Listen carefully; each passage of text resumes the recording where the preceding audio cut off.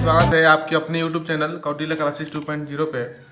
जैसा कि आप लोगों को मैंने बताया था कि क्लास 10 का मैथ में चालू करने वाला हूं, जिसका पहला इंट्रोडक्शन वीडियो आप देख चुके हैं, एक्सरसाइज 1.1 भी आप देख चुके हैं, और ये प्रश्नावली 1.2 में आप सबों को लिए लेकर आ गया हूँ, जिसमें मैं आपको इसको सॉल्व कराऊंगा।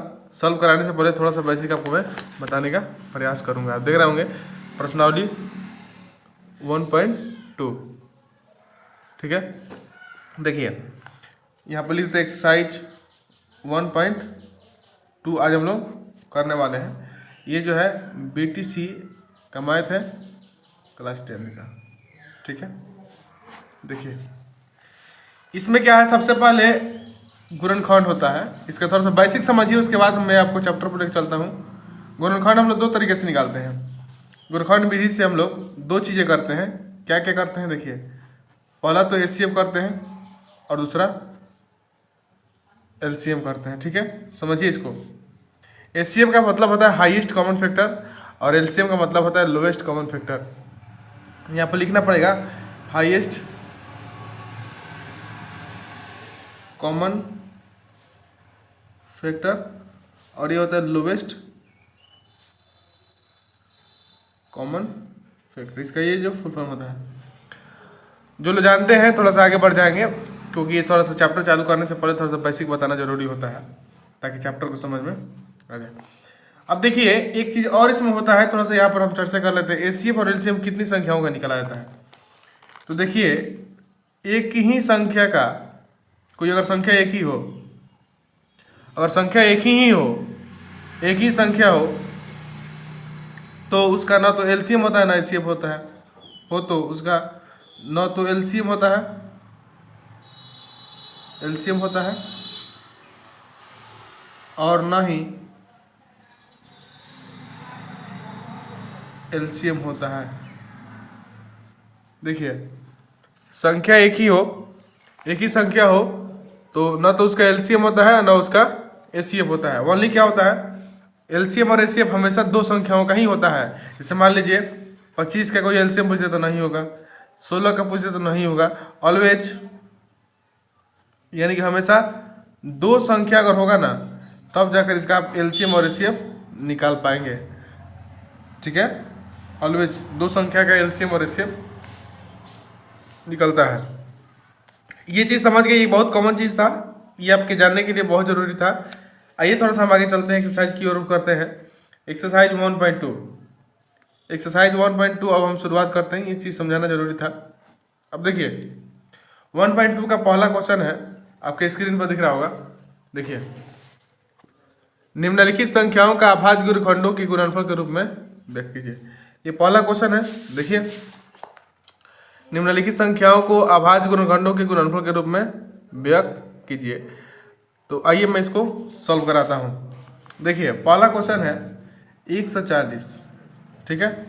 तो सबसे पहले क्या करेंगे, 140 को इधर लिखेंगे और इसको तोड़ने का काम करेंगे। देखिए तोड़िए, 2 से 2 7 2 14 70, 2 से 35, 5 7 35, ये कट गया। अब लिखेंगे 140 बराबर 2 गुने 2 गुने 5 गुने 7। अब देखिए 2 कितना है, 2 है तो इसको लिख सकते हैं ऐसे, 2 का स्क्वायर गुने 5 गुने 7। अगर 3 होता है तो 3 लिख दिए, आपका आंसर हो गया, ये आपका आंसर हो गया। तो 140 का ये फैक्टर है, इसको मैंने तोड़ के दिखा दिया। सबसे पहले इसको आपको इसके फॉर्म में लिखना है, गुणनखंड के फॉर्म में, तब जाकर आप तोड़ के दिखा देंगे। दूसरा क्वेश्चन देखिए, दूसरा क्वेश्चन 156 का। 156 को भी ब्रेक करेंगे, तब जानते हैं ना, 2 से कटाइए, 2 7 14, एक बचा यहाँ पर, 1 16 2 8 16, फिर 2 से आइए, 2 3 6 2 9 18, फिर 3 से 3 13 39। अब लिखेंगे 156 बराबर 2 गुने 2 गुने 3 गुने 13। ये कितना हो जाएगा, 2 का स्क्वायर 3 गुने 13। ये आपका आंसर हो गया। ये आपका पहला और दूसरा सवाल सॉल्व हो गया। देखिए तीसरा सवाल है 3825 का। तो क्या करेंगे, 3825 को लिख देंगे, यहाँ पर लिखते हैं 3825। अब इसको हम लोग ब्रेक करते हैं। तो 3825 को जब हम ब्रेक करेंगे तो किससे करते हैं, देखिए या तो 5 से, देखिए सबसे पहले छोटा अंक से शुरू करते हैं, तो 5 से तो कट ही जाएगा, लेकिन 3 से भी ट्राई कर लेते हैं। देखिए 3 से 3 एकम 3, 3 दूनी 6, यहाँ पर 2 बचे 22 और 3 से 23, 3 बचे 15, ये कट गया 3 से। फिर आगे बढ़ते फिर 3 से चेक करते हैं, 3 चौका 12, 25 3 75, फिर देखिए कटेगा कि नहीं कटेगा, अब 5 से कटेगा, 5 40, और यहाँ पर 2 25 50 25, अब 5 17 बचे 85, तो 3825 बराबर लिखेंगे 3 गुने 3 गुने 5 गुने 5 गुने 17। जब ये पेयर लगा देगा देखेंगे 3 का स्क्वायर 5 का स्क्वायर गुने 17, ये आपका आंसर हो गया। इसका चौथा क्वेश्चन है, इसका चौथा क्वेश्चन क्या है, ये तीसरा था 1 का ये तीसरा था। चौथा क्वेश्चन कहता है 5005, तो 5005 को ऐसे तोड़ देंगे, ऐसे तोड़ने का काम करेंगे। तो 5005 को तोड़ेंगे तो क्या हो जाएगा, 5 से कट तोड़िए, 5 एकम 5 0 0 5 एकम 5, फिर कटेगा जी 7 से कटेगा 7 एकम 7 3 0 7 चौका 28 7 3 का 21, अब 11 से 13 बार में कटेगा। तो 505 बराबर क्या हो जाएगा, 5 गुने 7 गुने 11 गुने 13, ये आपका आंसर है। केवल कटा देना है गुणनखंड से। अब यहाँ पर कैसे कटाना है, आप 10th के विद्यार्थी हैं, आपको तो आना चाहिए। देखिए उसके बाद अगला क्वेश्चन है 7429 का, 7429 का कैसे कटाएंगे। तो 7429 3 से चेक करिए, 3 एकम 3 दूनी 6, 3 चौका 12 2 2 3 से 21 नहीं कटेगा, ये कटेगा आपको बताता हूँ 17 से कटाइएगा ना, तो 17 चौका 68, और यहाँ पर कितना हो गया 4 2 6 62, 17 यही ये इतना बार में कटेगा, ठीक है। उसके बाद करना क्या है, आप 19 से कटेगा ना तो इस तरह से आएगा, यानी कि 17 गुने 19 गुने 23 इसका आंसर आएगा। मैं आपको इसलिए बता दिया क्योंकि यहाँ पर अगर गुना करके दिखाएंगे तो आपका वीडियो थोड़ा सा लॉन्ग हो जाएगा। मैं चाहता हूँ कि वीडियो थोड़ा सा शॉर्ट हो, जल्दी से आप सीख जाएं। तो ये आपका 1 नंबर समाप्त हुआ, ये आपका देखिए आपका 1 नंबर यहाँ से समाप्त होता है। 2 नंबर क्वेश्चन देखते कह रहे कि पूर्णांक के निम्नलिखित युग्मों के HCF और LCM ज्ञात कीजिए तथा इसकी जांच कीजिए कि 2 संख्याओं का गुणनफल इक्वल टू HCF गुने LCM है। बहुत आसान क्वेश्चन है, बस आप देखिए इसको, मैं आपको बताने का प्रयास करता हूँ। क्वेश्चन आपके स्क्रीन पर मेरे हिसाब से दिख रहा होगा, दूसरा का पहला क्वेश्चन है, ठीक है। 26 और 91, सबसे पहले क्या करिए कि आप तोड़ लीजिए, 26 को तोड़िए और 91 को तोड़िए, तो दूसरे तोड़िए 13 दूनी 26, फिर 13 एकम 13, 7 में 13 से करिएगा 13 से 91 आएगा। ये थोड़ा सा लाइनिंग बड़ा हो गया है, कोई दिक्कत नहीं है। तो 26 बराबर क्या हो जाएगा 2 गुने 13, ये कितना हो जाएगा 91 बराबर 7 गुने 13। यहाँ पे 2 संख्या दिया गया है, पहला 26 और 91, इन दोनों को तोड़ लेंगे। ये 2 संख्या मेरे पास है, सोल्यूशन लिखते हैं यहाँ पर। अब देखिए जब भी HCF निकाला जाता है, ध्यान से सुनिए मेरी बात को, जब भी HCF निकाला जाता है, जब 2 संख्या हो, दोनों में एक ही अंक दोनों में मिले तो वो आपका HCF होता है। तो यहाँ पर HCF क्या हो जाएगा, इसमें देखिए इसमें भी 13 है, इसमें भी 13 है, ये दोनों मिल रहा है ना, तो ये आपका HCF हो जाएगा, ये आपका HCF का आंसर हो गया। और जब LCM निकाला जाता है तो ये 2 जब भी पेयर हो, जब भी कोई भी संख्या या तो 3 अंक का हो या 2 अंक का हो, तो 2 ही संख्या के बदले 1 संख्या लिखा जाता है। तो ये 13 के बदले 1 13 लिखेंगे और जो बचा उसको लिख देंगे, जो पेयर वाला नहीं है उस सबको लिखेंगे, जो अनपेयर है सबको लिखेंगे। उसका गुना करिए, जब इसको गुना करेंगे ना तो कितना आ जाएगा 13 दूनी 26, 26 में 7 से गुना कर लीजिए, 26 में 7 से 7 6 42 के 2 हर 4, 7 दूनी 14 और 4 18, 182, ये आपका 182 इसका LCM आ गया। अब उसके बाद क्वेश्चन कह रहा है कि 2 संख्याओं का गुणनफल इक्वल टू HCF गुने LCM, 2 संख्याओं का गुणनफल इक्वल टू HCF गुने LCM। अब यहाँ पर निकालिए, यहाँ पर आपको क्या निकालना होगा HCF गुने LCM, जब ये कह रहा है तो निकालना पड़ेगा। हेयर लिखना है यहाँ पर, हिंदी में लिखना है यहाँ HCF गुने LCM, HCF गुने LCM। तो आपका HCF क्या है, HCF आपका 13 है और LCM कितना है 182 है, यह है ऊपर आप देख सकते हैं, यहाँ पर है और यहाँ पर है। और उसके बाद गुना करिए, इसको गुना करिए और उसके बाद कह रहा है दो संख्याओं का गुणनफल, दो संख्याओं का गुणनफल। आपका दो संख्या कौन है, 26 और 91। 26 और 91 को भी गुना करिएगा ना, तो ये जो है आपका गुना करके लिख दीजिए। यहाँ पर जो आएगा वो भी सेम, दोनों सेम आएगा, दोनों सेम आएगा। तो गुना करके लिख लीजिए, इन दोनों के गुना करके यहाँ पर मैं गुना करूँगा तो वीडियो थोड़ा सा लंबी हो जाएगी, इसलिए आप गुना करके यहाँ पर लिख लेंगे, जो आपका आएगा आंसर हो जाएगा। ठीक उसी प्रकार से इसका ये पहला क्वेश्चन बन गया, इसका दूसरा क्वेश्चन है। देखिए दूसरा क्वेश्चन क्या कहता है, 510 और 92 को, 510 और 92, 510 और 92। तो सबसे पहले क्या करते हैं, 510 को तोड़ते हैं और 92 को भी इधर तोड़ेंगे। तो 92 को तोड़ेंगे ना, तो 510 को 2 से तोड़िए तो कितना हो जाएगा, 2 दूनी 4, 5 5, 255 हो जाएगा। फिर इसको तोड़िए 5 से, 50 25, 5 एकम 5। उसके बाद 3 से तोड़िए, 3 17 51। उसके बाद 2 से तोड़िए 46, 2 से तोड़िए 23। तो लिखेंगे ना यहाँ पर 510 बराबर 2 गुने 5 गुने 3 गुने 17 और 92 इक्वल टू कितना हो जाएगा, 2 गुने 23। आपको बताया था ना कि एचसीएफ कब निकाला जाता है, जब दोनों में कोई भी एक ही संख्या मिले। तो इसमें दो ही है जो मिल रहा है, ये दो ही है जो मिल रहा है, बाकी कोई नहीं मिल रहा है। देख रहे हैं ना आप, इसको देखिए, तो इसका एचसीएफ क्या हो जाएगा, एचसीएफ इसका 2 हो जाएगा। और भी कोई संख्या मिलती तो उसको लिखते, अगर कोई संख्या फिर 2 मिलती तो इसमें 2 मल्टीपल कर देंगे, यानी कि 2 2 4 हो जाता।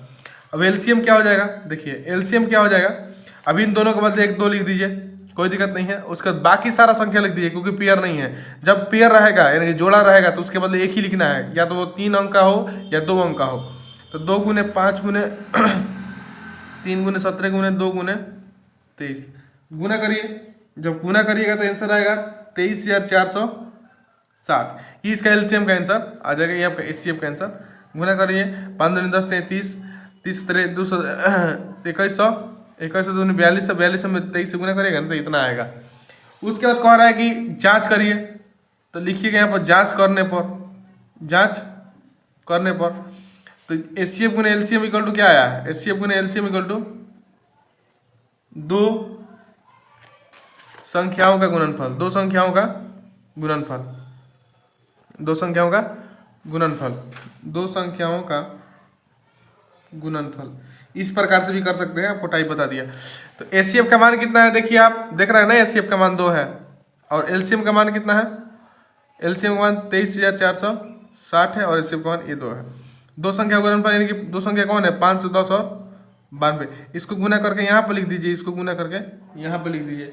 जब इसको गुना करके लिखिएगा ना तो ये 46 हो जाएगा, 23 दूनी 46, 900, 46 दूनी 920 हो जाएगा। इसको भी गुना करेगा तो इतना ही आएगा, यानी कि यहाँ पर इतना बराबर इतने की जांच ये हो गया, ये आपका प्रूव्ड हो गया। यानी कि एचसीएफ गुना एलसीएम बराबर 2 अंकों की संख्याओं का गुणनफल है। चलिए आगे चलते हैं। तीसरा क्वेश्चन है 336 और 54, 336 और 54 का है। तीसरा का लिखते हैं यहाँ पर 336 और 54 है, ठीक है। तो 336 और 54 है, इसको तोड़िए, 54 को भी तोड़िए। तोड़ेंगे ना 2 से, तो 2 से तोड़ेंगे तो ये 168 आएगा। तोड़िए, 2 एकम 2 कटेगा, 16 दूनी 32, 2 8 16। फिर 2 से तोड़िए, 2 8 16, 2 चौका 8। फिर 2 से 2 चौका 8, 2 दूनी 4। फिर 2 से 2 एकम 2, 2 एकम 2। फिर उसके बाद 3 7 21। 54 कैसे टूटेगा, 2 27 दूनी 54। फिर 2 से 3 से 3 9 27, 3 3 का 9। उसके बाद 336 बराबर ये कितना हो जाएगा, 2 गुने 2 गुने 2 गुने 2 गुने 3 गुने 7, ऐसे लिखेंगे। उसके बाद 54 इक्वल टू लिखेंगे 2 गुने 3 गुने 3 गुने 3। इसका एचसीएफ निकाल लीजिए आप। जब एचसीएफ निकालिएगा आप कितना हो जाएगा, एचसीएफ में देखिए 1 2 मिल रहा है यहाँ पर और एक 3 भी यहाँ पर मिल रहा है, बाकी कोई भी संख्या में मैच कर रही है, नहीं ना कर रही है। तो ये आपका 2 और 3 यानी कि एचसीएफ आपका 6 हो गया। और आपका एलसीएम कितना हो गया, एलसीएम होगा ना, अभी जो भी पेयर है उसके बदले 1 लिखना है। कभी भी ध्यान रखिएगा, जो पेयर है, पेयर माने जोड़ा, 2 के बदले 1, यानी कि इसका 2 लिखेंगे, 2 है तो 1, उसके बाद 2 गुने 2 गुने 2, 2 गुने 2 गुने 2, उसके बाद 7, उसके बाद 3 गुने 3 गुने 3। अब ये 2 पेयर के बदले 3 लिख देंगे, लिखेंगे ना। देखिए 2 पेयर के बदले 3, जब इसको गुना कर लीजिए, जब इसको गुना किया जाएगा ना, जब इसको हम लोग गुना करेंगे तो जो गुना करने पाएगा यहाँ पर आप लिख लीजिएगा। अब यहाँ पर गुना कर लीजिए, 2 दूनी 4, 4 दूनी 8, 8 दूनी 16, 16 के बाद 16 में 7 से जितना आएगा फिर 3 से गुना करके लिखिएगा। यहाँ पर लिखिएगा जांच करने पर, जांच करने पर कर है ना कि एचसीएफ गुने एलसीएम, एचसीएफ गुने एलसीएम इक्वल टू 2 संख्याओं का गुणनफल, ऐसे आ रहा है ना। तो एचसीएफ का मान आपका कितना है यहाँ पर डाल दीजिएगा, एलसीएम का मान डाल दीजिएगा, गुना कर लीजिएगा। ये आपको 2 संख्या है 336 गुने 54, ये जो आएगा यहाँ पर लिख दीजिएगा, ये जो आएगा यहाँ पर लिखिएगा, मैंने यहाँ पर जांच आपका प्रूफ हो जाएगा, साबित हो जाएगा कि दोनों संख्याएं जो है एचसीएफ गुने एलसीएम का मान जो है दोनों संख्याओं के गुणनफल के बराबर है। ठीक है फ्रेंड्स, आगे चलते हैं। अगला क्वेश्चन है अभाज्य गुणनखंड विधि द्वारा निम्नलिखित पूर्णांकों के एचसीएफ और एलसीएम ज्ञात कीजिए। तीसरा क्वेश्चन है अभाज्य गुणनखंड विधि द्वारा निम्नलिखित पूर्णांकों के एचसीएफ और एलसीएम ज्ञात कीजिए। पहला क्वेश्चन है 12, 15 और 21 का। पहला क्वेश्चन है 12, 15 और 21, इसका भी वही करना है। 12 को तोड़ दीजिए, 15 को तोड़ दीजिए और 21 को तोड़ दीजिए। 12 को तोड़िएगा ना, तो 12 को तोड़िए, 2 से 2 छके 12, 2 3 6।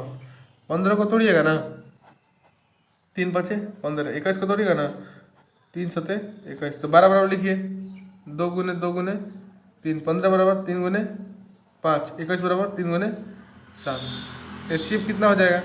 एचसीएफ देखिए, एचसीएफ निकालेंगे कैसे? एचसीएफ में देखिए जो तीनों में मिले, अब एचसीएफ ध्यान रखिए ये 3 अंक है ना, तो तीनों में मिलना चाहिए। तो ये तीनों में मिलेगा क्या? देखिए 3 मिल रहा है यहाँ पर, एक यहाँ पर, यहीं तीनों मिल रहा है ना, तो एचसीएफ आपका 3 हो जाएगा। और एलसीएम निकालना क्या है? तो एलसीएम में देखिए इन तीनों के बदले इन तीनों के बदले 1 निकालना है, उसके बाद 2 गुने 2 जो बचा है लिख दीजिए, 5 गुने 7 इसको लिख दीजिए। गुना करिए, गुना करिएगा तो 420 आना चाहिए। तो 2 4, 3 दूनी 6 दूनी 12, 12 5 60 42, 420 इसका आंसर आ गया। तो एचसीएफ और एलसीएम इसका निकल गया। एचसीएफ 3 हो गया, एलसीएम 420 हो गया। अगर यहाँ पर 2 संख्या होता, अगर इसमें भी 7 होता, इसमें भी 7 होता, तो ये पेयर लगा के 1 ही लिखते। पेयर एचसीएफ में तो नहीं आता, लेकिन एलसीएम में 2 पेयर के बदले 1 लिख देते। ठीक है, ये ध्यान रखिएगा, इसी में बच्चे अक्सर मिस्टेक करते हैं। दूसरा का क्वेश्चन देखिए 17 का 23 और 29 का। 17 का क्या हो जाएगा फैक्टर? 1 गुने 17, 23 का 1 गुने 23 और 29 का 1 गुने 29। आपका एचसीएफ क्या हो जाएगा? देखिए तो आपका ऐसे सब में 1 मिल रहा है, तो एचसीएफ का 1। और एलसीएम क्या हो जाएगा? 17 गुने 23 गुने 29। 17, 23 और 29 को गुना करिए, तो 17, 23 और 29 को जब गुना करेंगे तो कितना आएगा? गुना करने पर पता चलेगा, तो गुना करिएगा, जो आएगा आपका आंसर हो जाएगा। गुना कर देते हैं हम, लेकिन वीडियो थोड़ा सा लॉन्ग ना हो, जिसकी वजह से ऐसा किया जा रहा है। उसका देखिए तीसरा क्वेश्चन है, तीसरा है 8, 9 और 25। 8, 9 और 25। 8 को तोड़िए, 2 दूनी 4 दूनी 8। 9 को तोड़िए, 3 त्रिका 9 और 25 को तोड़िए, 5 गुने 5। अब बताइए क्या होगा? एचसीएफ क्या होगा? एचसीएफ में कुछ तो मैच नहीं कर रहे, यानी कि 1 हो जाएगा। कुछ भी मैच नहीं कर रहा ना इसमें तीनों में, तो 1 हो जाएगा। और एलसीएम क्या हो जाएगा? सबको गुना कर दीजिए, 2 गुने 2 गुने 2, 3 गुने 3 गुने 3, 5 गुने 5 गुने 5, जो आएगा गुना कर दीजिए, आंसर आपका हो जाएगा। 2 दूनी 4, दूनी 8, त्रिका 24, 72 बचे 18 से आएगा। 900 900 दूनी 1800, इसका आंसर हो जाएगा। तो इस प्रकार से आप इस सवाल को ऐसे बना सकते हैं, इसमें कोई भी झंझट नहीं है, सबसे आसान सवाल। आइए उसके बाद एक और थोड़ा सा सवाल जो है देखते हैं। चौथा क्वेश्चन है, देखिए एचसीएफ 3 से 6, 6 से 57 इक्वल टू 9 दिया है। तो आपको करना क्या है? देखिए सवाल आपके स्क्रीन पर दिख रहा होगा, आपके स्क्रीन पर सवाल दिख रहा होगा, इसलिए चिंता मत करिए। चौथा क्वेश्चन का आपका सॉल्यूशन हम करके दिखा रहे हैं। देखिए एसीएफ जो दिया है, एसीएफ दिया है 306 और 657 इक्वल टू 9 दिया है ना। उसके बाद से आपको कह रहा है कि एलसीएम निकालिए, एलसीएम 306 और 657 को हो रहा है, ज्ञात करिए। देखिए घबराने की कोई बात नहीं है, ये आपका दे दिया है पहला संख्या है, ये आपका दे दिया है दूसरा संख्या है, ये आपका एसीएफ है, ये खुल के नहीं बोला है, ये एसीएफ यानी कि संख्या ये दे दिया है, ये संख्या है और ये आपका एसीएफ है। तो सोल्यूशन यहाँ पर क्या लिखेगा, यहाँ एसीएफ बराबर 9 और पहली संख्या क्या है बताइए 306 और दूसरी संख्या क्या है 657, ये आपकी दूसरी संख्या है।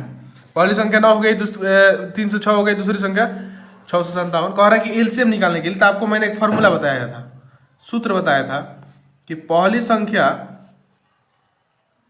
इंट्रोडक्शन वीडियो अगर आप नहीं देखें तो वहां पर दिए हैं, इक्वल टू गुने दूसरी संख्या बराबर एसीएफ गुने एलसीएम, मौसा गुने लसा यानी कि एसीएफ गुने एलसीएम। तो पहली संख्या क्या है आपका 306 है, दूसरी संख्या 657 है, एचसीएफ दिया है 9, एलसीएम पूछ रहा है तो एलसीएम को छोड़ देंगे। जब एलसीएम का मान निकालेंगे तो ये 306 गुने 657 बटा 9 इक्वल टू एलसीएम होगा ना, इसको कटाइए 9 से, 9 3 27, यहाँ पर 3 6 36 हो गया ना, 9 चौका 36, यानी कि 34 गुने 657 इक्वल टू एलसीएम का ये मान निकला। गुना करिए, जब इसको गुना करेंगे ना, जब इसको हम गुना करेंगे तो ये गुना आना चाहिए, गुना करके देखिए इसको, यहाँ पर 657 में 34 से आप गुना करिएगा ना, तो ये गुना करिएगा तो आपका आएगा 22,338 इक्वल टू ये आपका एलसीएम आ गया। इसलिए कह सकते हैं ना कि एलसीएम बराबर 22,338, आपका आंसर होगा, ये आपका इतना आंसर निकला। इस प्रकार से इसको आप हल कर सकते हैं। उसके बाद देखिए ये फार्मूला जो है, फार्मूला है आपका पिछला वाला इंट्रोडक्शन वीडियो में मैंने इसको अच्छा से बताया है, आप वहाँ पर जाकर समझिए। और ये क्वेश्चन जो आपको कभी दिक्कत नहीं होगा, ध्यान दीजिएगा जब भी एचसीएफ अगर क्वेश्चन में दिया हो कोई भी दो नंबर, समझिएगा कि पहली संख्या है दूसरी संख्या है और यहाँ बराबर में दिया है तो आपका एचसीएफ का मान दिया है, एलसीएम का मान बराबर में नहीं दिया है तो एचसीएफ निकालना है। ये आपका पहली संख्या है और ये आपका दूसरी संख्या है, इस पर थोड़ा सा ध्यान देंगे। उसके बाद देखिए अगला क्वेश्चन है, जांच कीजिए कि क्या किसी प्रकृत संख्या n के लिए 6 के पावर n अंक शून्य पर समाप्त हो सकती है। तो ये क्वेश्चन जो है बहुत ही बेहतरीन क्वेश्चन है, इसको आपको मैं अभी बता के दिखाता हूँ। थोड़ा सा इसके पहले आपसे चर्चा कर लेते हैं। देखिए आपके स्क्रीन पर ये सवाल दिख रहा होगा, कह रहा है कि आपके स्क्रीन पर सवाल दिख रहा है, मैं पढ़ के सुनाता हूँ फिर से आपको। जांच कीजिए कि क्या किसी प्रकृत संख्या n के लिए संख्या 6 के पावर n अंक शून्य पर समाप्त हो सकती है। तो सबसे पहले क्या करिए, मान लीजिए जो संख्या दी है मान लीजिए, माना कि a बराबर 6 के पावर n, मान लिया ना, 6 के पावर n का फैक्टर तोड़िए 2 3 6, इसको लिख सकते हैं ना 2 के पावर n गुने 3 के पावर n, दोनों पर एक बार क्या कर सकते हैं, बैठा सकते हैं। थोड़ा सा मैं आपसे यहाँ पर चर्चा करना चाहता हूँ, थोड़ा सा चर्चा, थोड़ा सा ज़्यादा नहीं, थोड़ा सा। शून्य पर संख्या कब समाप्त होती है, जैसे मान लीजिए 2 और 5 गुना करते हैं ना तो 10, ये लास्ट में शून्य पर समाप्त हुआ, समझ लीजिए, नहीं फिर पछताइएगा। अगर हम 4 गुने 5 कर दें तो 20 होगा, यानी कि ये शून्य पर समाप्त हो, यही चीज़ कह रहा है कि शून्य पर समाप्त होगा कि नहीं होगा। 6 गुने 4 लिख दें, 6 चौका 24, देखिए ये शून्य पर समाप्त नहीं हुआ, ये शून्य पर समाप्त नहीं हुआ। 4 5 लिखेंगे ना तो 4 में 2 का फैक्टर है 2 गुने 2, यानी कि कोई भी संख्या शून्य पर तभी समाप्त होगा जब उसके फैक्टर क्या हो, 2 और 5 हो। ध्यान दीजिएगा, 2 और 5 के फैक्टर हो। 4 5 लिखे थे यानी कि 4 में भी क्या है आपका 2 का फैक्टर है, 2 और 2 का फैक्टर है, 5 और 5 का फैक्टर नहीं है लेकिन 5 साथ में है। तो कोई भी संख्या शून्य पर तभी समाप्त होती है जब उसके क्या हो, जब उसके फैक्टर जो है 2 और 5 हो। यहाँ पर लिखेंगे, यहाँ 6 के पावर n का गुणनखंड 2 और 3 है। चूंकि हम जानते हैं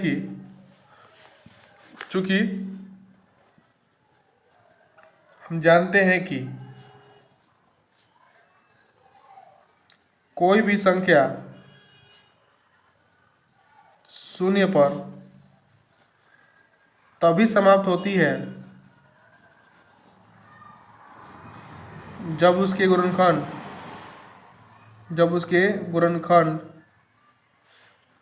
2 और 5 मैंने इस फॉर्म में हो, मैंने 2 कितना भी बार आ सकता है, 5 कितना भी बार आ सकता है, तो 2 और 5 के रूप का हो। ठीक है, लेकिन यहाँ ऐसा नहीं है, लेकिन यहाँ ऐसा नहीं है, देख रहा है, यहाँ पर ऐसा नहीं है, इसलिए संख्या जो है शून्य पर समाप्त, इसलिए संख्या 6 के पढ़ें शून्य पर समाप्त नहीं होगी। इस प्रकार से आप इसको प्रूव कर सकते हैं। तो देखिए आपको यहाँ पर समझ में आ गया होगा। चलिए उसके बाद आगे बढ़ते हैं। सेकंड लास्ट क्वेश्चन है कि व्याख्या कीजिए कि 7 × 11 × 13 प्लस 13 और 7 × 6 × 5 × 4 × 3 × 2 × 1 प्लस 5 भाज्य संख्या क्यों है। देखिए भाज्य संख्या का कॉन्सेप्ट मैंने आपको बताया था, थोड़ा सा क्वेश्चन आपकी स्क्रीन पर दिख रहा होगा। 6ठा नंबर क्वेश्चन का आपको हम सोल्यूशन करते हैं। देखिए सबसे पहले 2 संख्या दिया गया, इसको पहले मान लीजिए, उसके बाद इस पर हम चर्चा करते हैं। तो माना कि ए बराबर क्या हो जाएगा, 7 × 11 × 13 प्लस 13 दिया है। तो इसमें क्या है, देखिए 13 कॉमन है, तो क्या निकलेगा 7 × 11, यहाँ पर 1 मल्टीप्लाई हुआ तो छोड़ देते हैं प्लस 1, यानी कि 13 और 11 7 77 और प्लस 1 यानी कि 13 × 78। पुनः माना, अब यहाँ पर लिखेंगे पुनः माना बी बराबर क्या दिया है, 7 × 6 × 5 × 4 × 3 × 2 × 1 प्लस 5। यहाँ 5 कॉमन ले लीजिए, तो 5 कॉमन लेंगे तो 7 × 6 × 4 × 3 और 2 1 को हटा देते हैं, प्लस 1 लिखते हैं, 1 लिखते हैं, 5 निकल गया बाहर। तो 5 जब इसको गुना करिएगा ना, 7 6 42, जब इतना का गुना करिएगा तो आपका आएगा 1008 आएगा प्लस 1, यानी कि 5 × 1009 आ जाएगा। अब देखिए भाज्य संख्या का कॉन्सेप्ट आपको मैंने बताया था कि वे संख्याएं जो स्वयं और एक के अतिरिक्त अन्य किसी संख्या से पूर्ण विभाजित हो जाती है। देखिए वे संख्याएं जो स्वयं और एक के अतिरिक्त अन्य किसी संख्या से पूर्ण विभाजित हो जाती है तो उसे भाज्य संख्या कहते हैं। जैसे 2 4 6 8 10 12 ऐसे करके जो है 1 से भी डिवाइड होगा और अदर संख्या से भी डिवाइड होगा। जब इसमें आप मल्टीप्लाई करिएगा ना, यहाँ पर जब 13 में 78 से आप मल्टीप्लाई करिएगा ना तो संख्याएं कटेंगी, वो संख्याएं क्या हो जाएंगी, कटेंगी। इसमें भी जब आप गुना करिएगा ना तो संख्याएं खुद 1 से भी कटेगी और अदर भी संख्या से कटेगी। इसलिए यहाँ पर लिखेंगे इसलिए संख्याएं भाज्य होंगी। यहाँ पर आप लिख सकते हैं, यहाँ पर इसको गुना करके यहाँ पर लिख दीजिए, इसको गुना करके यहाँ पर लिख दीजिए। जब भाज्य संख्या का अगर आप नहीं देखे हैं मेरा पहला वीडियो इंट्रोडक्शन वीडियो, उसमें देखिए आपको कॉन्सेप्ट दिए हैं सारा मैंने डिफिनीशन का, उसको देख लीजिए। और उसमें भाज्य संख्या का मैंने लिखाया है कि वे संख्याएं जो स्वयं एक के अतिरिक्त अन्य किसी संख्या से पूर्ण विभाजित हो जाती है तो उसे भाज्य संख्या कहते हैं। एक का अतिरिक्त और अन्य किसी भी संख्या से तो उसे भाज्य संख्या कहते हैं। तो ये संख्याएं जब गुना करेगा ना तो गुना करके लिखिए यहाँ पर, और उसको चेक करिए आप कटा कर कट रहा है कि नहीं कर रहा फैक्टर विधि से, तो कटेगा, ठीक ना। तो ये समझिए कि वो संख्या भाज्य होगी, इसीलिए ये संख्या भाज्य है। उसके बाद आगे बढ़ते हैं, इस चैप्टर का लास्ट एंड फास्ट देखते हैं। क्वेश्चन बहुत आसान क्वेश्चन है कि किसी खेल के मैदान के चारों ओर एक वृत्ताकार पथ है। इस मैदान का एक चक्कर लगाने में सोनिया को 18 मिनट लगते हैं, जबकि इसी मैदान का एक चक्कर लगाने में रवि को 12 मिनट लगते हैं। मान लीजिए वे दोनों एक ही स्थान पर एक ही समय पर चलना प्रारंभ करते हैं, तो वो कितने समय बाद पुनः स्थान पर मिलेंगे। तो सबसे आसान क्वेश्चन आपके स्क्रीन पर दिख रहा होगा, 7 नंबर का मैं सॉल्यूशन करके आपको दे देता हूँ। सबसे आसान क्वेश्चन है, देखिए एक चक्कर लगा, पहले लिखिए एक चक्कर, आप अपने कॉपी में अच्छा से लिखेंगे, एक चक्कर लगाने में शून्य का समय कितना हो गया, 18 मिनट,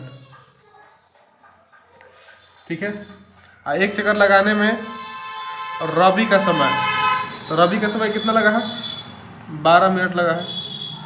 एक चक्कर लगाने में रबी का समय जो है 12 मिनट लगा है। इसलिए प्रश्न से क्या करना है जी, 18 को फैक्टर तोड़ दीजिए और 12 का भी फैक्टर तोड़िए, उसके बाद इसका निष्कर्ष निकलेगा। तो जब 18 को तोड़ेंगे ना तो 2 गुने 3 गुने 3, 2 3 6 3 18, 12 को तोड़िए 2 गुने 3, 2 दूनी 4 3 12। अब आप इसका क्या करिए, इसका आप एलसीएम निकाल दीजिए, क्योंकि जो है दूरी ज़्यादा हो रहा है, तो दूरी ज़्यादा होगा तो इस एलसीएम निकाला जाता है, शॉर्ट दूरी के लिए एलसीएम निकाला जाता है। तो दूरी जो है इन लोग कौन स्थान में मिलेगा लोग, तो जब आपका इसका एलसीएम निकालिएगा ना तो ये 2 पेयर है, तो इन दोनों पेयर के बदले 1 लिखेंगे, इन दोनों पेयर के बदले 1 लिखेंगे, और ये 3 गुने 2 जो बचा उसको लिख दीजिए। 2 3 6 6 3 18, 18 दूनी 36, 36 आ गया एलसीएम। तो लिखेंगे सोनिया और रवि, सोनिया और रवि दोनों प्रारंभिक स्थान पर 36 मिनट पर मिलेंगे, 36 मिनट पर मिलेंगे। मिनट में दिया है इसलिए इसको भी हम मिनट में लिख सकते हैं। तो ये आपका यहाँ पर एक्सरसाइज 1.2 समाप्त होता है। कैसा लगा वीडियो आपको? वीडियो अगर अच्छा लगा तो लाइक करिए, शेयर करिए और कमेंट करिए और दोस्तों के पास इसको भेजिए। वीडियो देखने के लिए आपका बहुत बहुत धन्यवाद। ये आपका 1.2 समाप्त हुआ। अब आपको मैं अगले वीडियो में एक्सरसाइज 1.3 कराने वाला हूँ। फिलहाल इसका आप नोट्स बना लीजिए ताकि कोई भी परेशानी ना हो। वीडियो देखने के लिए आपका तहे दिल से शुक्रिया। फिर हम लोग मिलते हैं अगले वीडियो में।